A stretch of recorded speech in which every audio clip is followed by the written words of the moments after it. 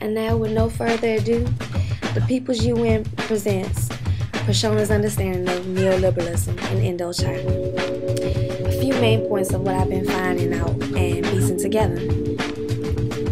Point 1.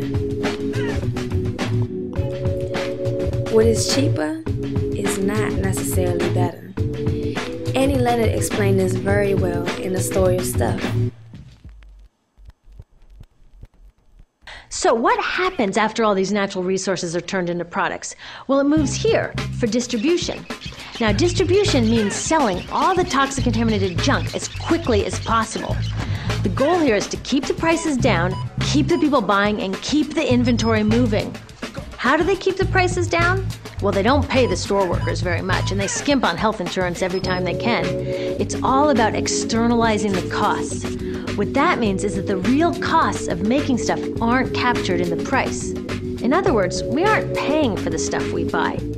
I was thinking about this the other day. I was walking to work and I wanted to listen to the news, so I popped into a Radio Shack to buy a radio. I found this cute little green radio for $4.99. I was standing there in line to buy this thing, and I was thinking, how could $4.99 possibly capture the cost of making this radio and getting it into my hands?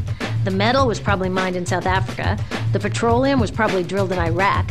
The plastics were probably produced in China. And maybe the whole thing was assembled by some 15-year-old in a maquiladora in Mexico. $4.99 wouldn't even pay the rent for the shelf space it occupied until I came along, let alone part of the staff guy's salary who helped me pick it out, or the multiple ocean cruises and truck rides pieces of this radio went on. That's how I realized I didn't pay for the radio. So who did pay? Well, these people paid with the loss of their natural resource space. These people paid with the loss of their clean air, with increasing asthma and cancer rates. Kids in the Congo paid with their future. 30% of the kids in part of the Congo have dropped out of school to mine coltan, a metal we need for our cheap and disposable electronics. These people even paid by having to cover their own health insurance. All along this system, people pitched in so I could get this radio for $4.99. And none of these contributions are recorded in any accounts book. That's what I mean by the company owners externalized the true costs of production.